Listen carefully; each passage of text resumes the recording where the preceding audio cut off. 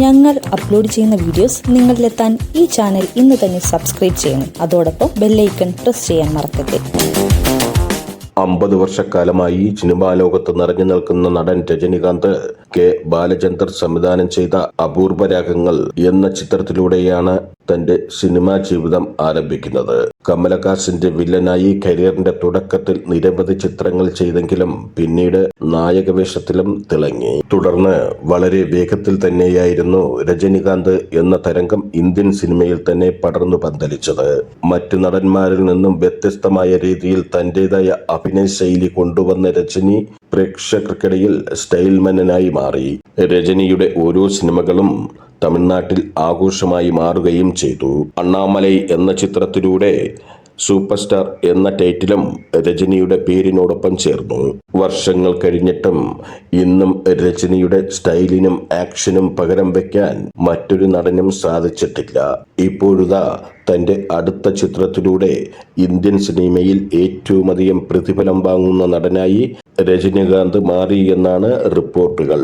Jailer 2 അഭിനയിക്കുന്നതിലേക്കായി 260 കോടി രൂപയാണ് രജനികാന്ത് പ്രതിഫലമായി വാങ്ങുന്നത്. സ്റ്റാർഡത്തിന്റെ കാര്യത്തിൽ നിലവിൽ രജനിയുടെ തുല്യനായി പലരും കണക്കാക്കുന്ന വിജയ് വാങ്ങുന്ന പ്രതിഫലത്തേക്കാൾ കൂടുതലാണ് ഇത്. രാഷ്ട്രീയ പ്രവേശനത്തിന് മുമ്പ് വിജയ് ഭാഗമാകുന്ന ജനനായകൻ എന്ന ചിത്രത്തിനായി 250 കോടിയാണ് താരം പ്രതിഫലമായി വാങ്ങുന്നത്. മുൻ ചിത്രമായ ദി ഗ്രേറ്റസ്റ്റ് ഓഫ് ഓൾ ടൈമിൽ 220 കോടിയായിരുന്നു വിജയുടെ പ്രതിഫലം. ചിത്രം 400 കോടിക്ക് മുകളിൽ കളക്ഷൻ നേടുകയുണ്ടായി. ഇന്ത്യൻ സിനിമയിലെ മറ്റു വൻപൻ താരങ്ങളായ ഷാരൂഖ് ഖാൻ, പ്രഭാസ്, അല്ലു അർജുൻ എന്നിവരെ പിന്തള്ളിക്കൊണ്ടാണ് രജനിയും വിജയും മുൻപന്തിയിലെത്തിയത്.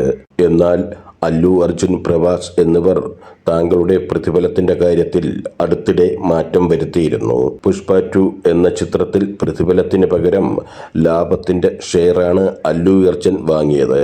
2000 കോടി നേടിയ ചിത്രത്തിൽ 320 കോടി അല്ലു അർജുനന് ഷെയറായി ലഭിച്ചിരുന്നു.